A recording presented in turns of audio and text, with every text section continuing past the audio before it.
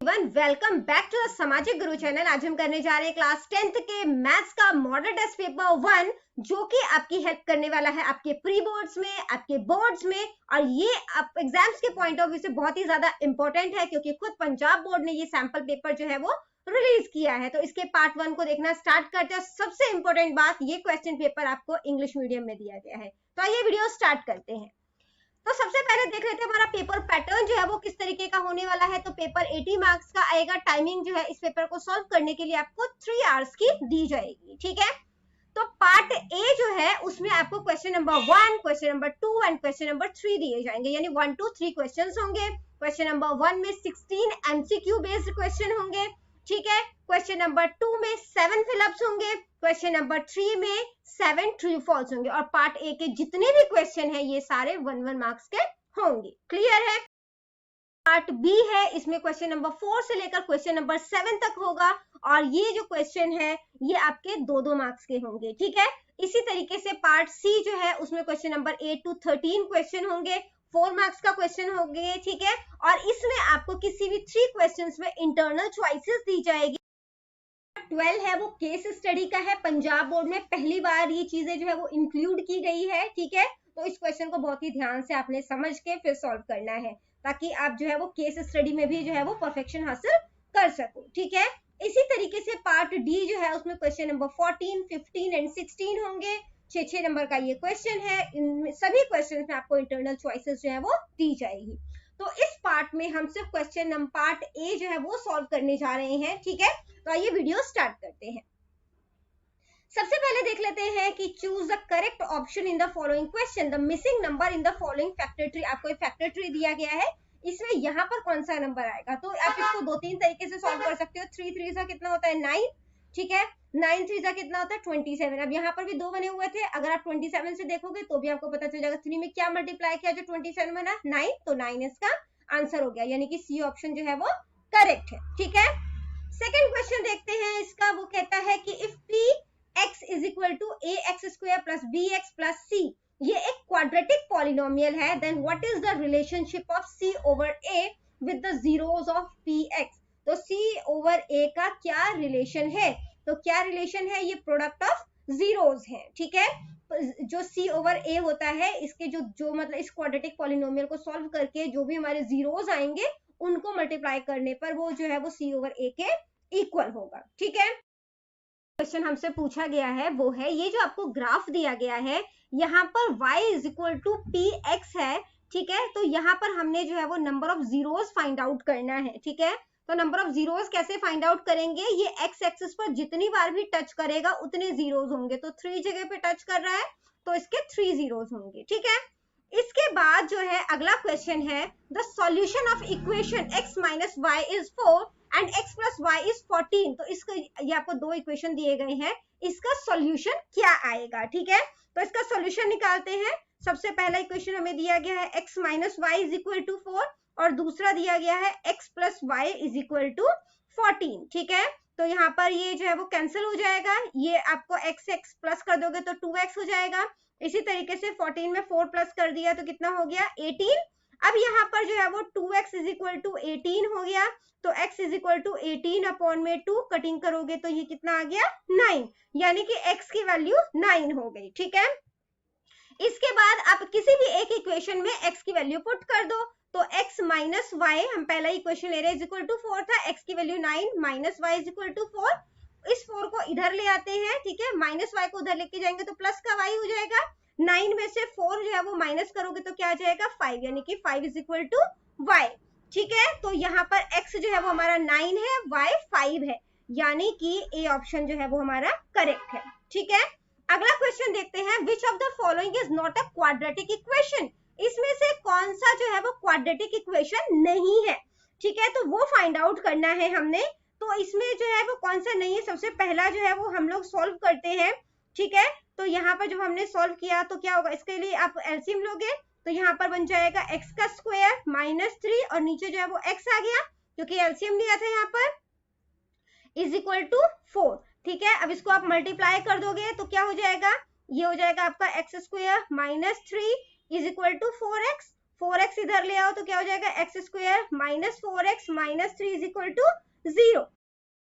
एक quadratic equation है, क्योंकि क्वाड्रेटिक इक्वेशन इसी फॉर्म में लिखी जाती है। दूसरा सॉल्व करते हैं बी पार्ट, ठीक है। उसमें जो है वो हमें दिया गया है 3x minus 5 over x is equal to x का स्क्वायर, ठीक है। अब यहाँ पे एलसीएम लो यहाँ पर, तो ये क्या हो जाएगा x 1 है, यहाँ पे x बनाना है इसे, तो x से मल्टीप्लाई करेंगे, न्यूमरेटर को भी x से कर देंगे, तो क्या हो जाएगा 3x square minus 5 is equal to x square. यहाँ पे 1 आ गया, ठीक है, और इसको आप क्रॉस मल्टीप्लाई कर दो, तो 1 से मल्टीप्लाई किया 3x स्क्वायर माइनस 5 आ जाएगा, क्योंकि 1 से मल्टीप्लाई किया is equal to x square को x से किया तो क्या हो जाएगा x क्यूब, ठीक है।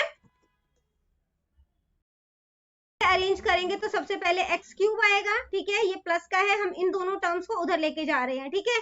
तो x का क्यूब आ गया, फिर प्लस 3x स्क्वायर उधर गया तो क्या हो जाएगा माइनस का 3x स्क्वायर, माइनस 5 उधर गया तो क्या हो जाएगा प्लस का 5। तो ये क्यूब में आ रहा है, तो ये क्वाड्रेटिक इक्वेशन नहीं है। तो इसने बोला कौन सा क्वाड्रेटिक इक्वेशन नहीं है, तो बी वाला जो है ऑप्शन करेक्ट है, ठीक है। इसके बाद जो नेक्स्ट क्वेश्चन हमसे पूछा गया है वो है if the sum of the first n term of an arithmetic expression is s। अगर जो पहले जो n टर्म्स है उनको अगर सम करते हैं तो सम जो है वो s आता है, तो nth टर्म जो है what will be the nth term of this AP, तो का nth टर्म जो है वो कितना होगा। तो इसके लिए एक फॉर्मूला होता है जिसमें कि an जो है वो निकालने के लिए हम लोग क्या करते हैं, जो sn है, ठीक है, उसमें से हम लोग माइनस कर देते हैं sn माइनस 1। ये ऑप्शन जो है वो करेक्ट है, ठीक है। अगला क्वेश्चन देखते हैं which figure is representing the tangent of the circle from the following figure. इसमें से कौन सा टेंजेंट है, तो टेंजेंट जो होता है वो सर्कमफ्रेंस को टच करता है, ठीक है, किसी एक पॉइंट पर, तो जो सी ऑप्शन है वो करेक्ट है, ठीक है। इसके बाद जो नेक्स्ट पार्ट है उससे पहले अगर आपको हमारी वीडियोस पसंद आती है, हमारी वीडियोस आपके लिए किसी भी तरीके से हेल्पफुल है, तो चैनल को फटाफट से सब्सक्राइब कर दीजिए, क्योंकि यहाँ पर इस तरीके का कंटेंट अपलोड होता रहता है। नेक्स्ट क्वेश्चन जो कि क्वेश्चन नंबर 8 है, उस पर चलते हैं। इसमें आपको बोला गया है कि जो आपको फिगर दी गई है उसको एनालाइज करना है और आपने जो है वो करेक्ट ऑप्शन को चूज करना है। अब हम देखते हैं कि जो बच्चों BC है वो PQ का हाफ है ना। तो बेसिकली हम जो है वो लिख सकते हैं यहाँ पर कि जो BC है वो हाफ ऑफ PQ है, ठीक है। BC जो है वो आपका जो है वो 6 है, हाफ ऑफ PQ, ठीक है। इसके बाद जो AC है आपका, जो AC है वो हाफ ऑफ PR हो गया, और इसी तरीके से AB जो है वो हाफ ऑफ RQ हो गया, ठीक है। तो हम कह सकते हैं कि जो ट्राइंगल PQR है वो सिमिलर है ट्राइंगल CBA के, ठीक है। अब यहाँ पर हमें पता चल गया कि ट्राइंगल जो है वो सिमिलर है, तो एंगल P जो है वो एंगल C के इक्वल है, एंगल Q जो है वो एंगल B के इक्वल है, एंगल R एंगल A के इक्वल है, ठीक है। हम यहाँ पे एंगल P को बताना है किसके इक्वल है, तो वो एंगल C के इक्वल है, तो C ऑप्शन जो है वो करेक्ट है, ठीक है। इसके बाद हमें बोला गया है what is the value of cosec 0 degree. Cosec 0 degree की वैल्यू जो है वो कितनी होती है, तो वो नॉट डिफाइन होती है। अगला क्वेश्चन है for what value of theta sine theta is equal to cos theta. तो कौन सा मतलब कि कौन सा नंबर होगा थीटा का, ठीक है, जहां पर साइन 45 डिग्री कॉस 45 डिग्री जो है वो इक्वल होते हैं, ठीक है, और इन दोनों की वैल्यू जो होती है वो 1√2 होती है, तो 45 डिग्री इसका करेक्ट आंसर है। इसके बाद आ जाते हैं क्वेश्चन नंबर 11 पर, वो है if the area of sector of a circle is 1/6 of the area of the circle then the angle of the sector is. The sector का फॉर्मूला ये हो गया। अब ये जो है वो किसके इक्वल इन्होंने कहा है हमें, ये इक्वल है 1/6 एरिया ऑफ द सर्कल। तो एरिया ऑफ द सर्कल का फॉर्मूला क्या होता है, पाई आर स्क्वायर, ठीक है। तो यहाँ पे बच्चों ये पाई आर स्क्वायर इस पाई आर स्क्वायर को काट देगा, यहाँ पे हमारे पास बच गया थीटा अपॉन में 360, और यहाँ पे आ गया 1/6, ठीक है। मल्टीप्लाई कर दो इसे, तो यहाँ पे क्या हो गया आपके पास 6 थीटा इज इक्वल टू 360। 6 है, आप इसको नीचे ले आओ, और यहाँ पर जो है वो आपके पास 360 है, ठीक है। यहाँ पे 360 जो है वो लिख दिया हमने, इसकी कटिंग कर दोगे 6 × 36 और 0 रह गया, यानी कि थीटा जो है वो कितना हो गया 60 डिग्री, यानी कि इसका जो है वो 60 डिग्री, बी ऑप्शन जो है वो करेक्ट है, ठीक है। इसके बाद जो अगला क्वेश्चन हमें पूछा गया है वो है what will be the maximum height of the cone that can be taken out of the cube with side of 7 centimetre का जो है, ठीक है, उसके साइज जो साइड्स है वो 7 सेंटीमीटर है, ऐसा जो है वो हमें एक जो है वो क्यूब दिया गया है, ठीक है। अब इसमें से जो है वो हमें मैक्सिमम हाइट का जो कोन हम निकाल सकते हैं वो निकालना है। तो ऑब्वियसली ये कंप्लीट को टच करेगा, ठीक है। तो हम कह सकते हैं जो मैक्सिमम हाइट जो है वो कोन की हम निकाल सकते हैं यहाँ पे, वो भी 7 सेंटीमीटर की होगी, क्योंकि इसकी जो क्यूब की जो आप कह सकते हो जो साइड है वो भी 7 सेंटीमीटर है। अगला क्वेश्चन है what is the ratio of the volume of a cylinder and a cone whose base diameter and height are equal. तो वॉल्यूम जो है वो निकाल मतलब यहाँ पे जो है वो रेशियो निकालना है किस किस के बीच में, volume of a cylinder and volume of a cone के बीच में, अगर उनका डायमीटर और हाइट जो है वो इक्वल है। ठीक है। तो जो वॉल्यूम ऑफ सिलेंडर होता है वो क्या होता है, वो होता है हमारा पाई आर स्क्वायर एच। ठीक है। और जबकि जो वॉल्यूम ऑफ कोन होता है वो है हमारे पास 1/3 पाई आर स्क्वायर एच।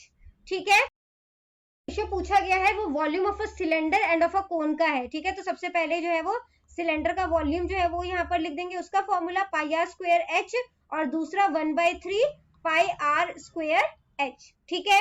इसके बाद जो है बच्चों यहाँ पे पाई आर स्क्वायर एच से पाई आर स्क्वायर एच कट गया, यहाँ पे जो है वो ऊपर 1 बच गया, और जब आप इसको जो है वो रेसिप्रोकल करोगे, बेसिकली जो ऊपर की साइड यानी कि जो न्यूमरेटर है वो हमारा 1/1 हो गया। ठीक है। और ये जो होगा वो रेसिप्रोकल हो जाएगा, तो ये क्या हो जाएगा 3/1, मल्टीप्लाई करोगे तो क्या हो जाएगा 3 1 3, और ये 1 हो गया, यानी कि जो रेशियो बनेगा वो 3:1 होगा। ठीक है। यानी कि यहाँ पर जो हमारा जो सी ऑप्शन है वो करेक्ट है। अगला क्वेश्चन हमसे पूछा गया है what is the mode of, ये जो आपको नंबर्स दिए गए हैं इनका मोड जो है वो क्या है। तो मोड क्या होता है, जो नंबर सबसे ज्यादा बार जो है वो रिपीट होते हैं उसे हम लोग मोड कहते हैं। ठीक है। तो यहाँ पर 2 नंबर जो है वो सबसे ज्यादा बार रिपीट हो रहा है, 3 टाइम रिपीट हुआ है, तो यहाँ पर जो हमारे पास मोड है वो कितना है, वो 2 है। Which of the following can not be the probability of an event. तो इनमें से कौन सा जो है वो किसी भी इवेंट की प्रोबेबिलिटी नहीं हो सकती। तो बच्चों हमें पता होना चाहिए कि जो प्रोबेबिलिटी होती है वो 0 से 1 के बीच में होती है। ठीक है। तो 1 तो हो सकता है, यहाँ पर भी आप कटिंग करोगे तो 0 पॉइंट करके कोई नंबर आएगा, है ना, तो ये भी हो सकता है। 3/2 नहीं हो सकता, क्योंकि जब आप इसको सॉल्व करोगे तो 1 पॉइंट करके कुछ आएगा, है ना। 3/2 लिखा आपने, इसकी कटिंग करोगे तो क्या होगा 2 1 2, यहाँ पे 1 बच जाएगा, फिर आप पॉइंट लगा के 5 करोगे, 1.5 हो गया, जो कि ज्यादा हो गया। ठीक है। तो 3/2 जो है वो प्रोबेबिलिटी नहीं हो सकती। अगला क्वेश्चन है the probability of an impossible event is. तो इम्पॉसिबल इवेंट जो है, ठीक है, ये मतलब कभी नहीं हो सकती वो प्रोबेबिलिटी, तो वो क्या होगी 0। ठीक है। नेक्स्ट क्वेश्चन जो है वो ट्रू फॉल्स का है। √3 is not a rational number. तो √3 जो है वो रेशनल नंबर नहीं है, तो ये बिल्कुल सही है। क्यों? क्योंकि ये एक इरेशनल नंबर में कहता है कि इफ a1 a2 जो है वो इक्वल है b1 b2 के बट नॉट इक्वल है c1 c2 के, then the pair of linear equation has unique solution. तो इसका जो सॉल्यूशन होगा वो यूनिक होगा, तो ये गलत है। क्यों? क्योंकि इसका नो सॉल्यूशन होगा। ठीक है। इसके बाद अगला क्वेश्चन देखते हैं। इफ क्वाड्रेटिक इक्वेशन, अगर quadratic equation ax square plus bx plus c है, has equal real roots, then d जो है वो इक्वल या जो है वो आप कह सकते हो कि ग्रेटर देन 0 होगा। तो यहाँ पर जो है अगर रूट्स जो है वो इक्वल होंगे तो d जो होता है वो 0 के इक्वल होता है। ठीक है। तो ये गलत है। नेक्स्ट क्वेश्चन है there is 2 tangent to any circle passing through a point lying inside the circle. तो एक सर्कल है, उसमें एक पॉइंट दिया गया है, वहां से कहते हैं 2 टेंजेंट जो है वो पास हो सकती है। तो नहीं हो सकती, टेंजेंट जो होता है वो सर्कमफ्रेंस को टच करता है। ठीक है। तो बाहर के किसी एक पॉइंट से तो 2 टेंजेंट बना सकते हो आप, बट इंटरनल पॉइंट जो है वो आप कह सकते हो इंटरनल पॉइंट से जो है वो आप नहीं बना सकते। ठीक है। कोई पॉइंट आपको इनसाइड ऑफ द सर्कल दिया है तो वहां से आप 2 टेंजेंट जो है वो नहीं बना पाओगे। हमें दिया गया है वो है the distance of the point, आपको P जो है वो पॉइंट दिया गया है यहाँ पर। ठीक है। इसका ओरिजिन जो है वो 5 है। ठीक है। तो यहाँ पर ये कहता है, तो इसको जो है वो हम सॉल्व कर कर देखते हैं। तो यहाँ पर जो है वो क्या होगा, इसके लिए डिस्टेंस फॉर्मूला जो है वो यूज करेंगे। तो डिस्टेंस फॉर्मूला क्या होगा, x का स्क्वायर प्लस में y का स्क्वायर। x हमें कितना दिया है 3 का स्क्वायर प्लस में 4 का स्क्वायर, 3 का स्क्वायर 9 हो गया, 4 का स्क्वायर 16 हो गया। तो 16 प्लस 9 जो है वो 25 हो गया अंडर रूट, और 25 जो है वो किसका स्क्वायर होता है 5 का, तो ये 5 होगा। ठीक है। तो ये बिल्कुल सही है। तो जो ट्रू फॉल्स है वो है the value of sine a is 3/5 for some angle.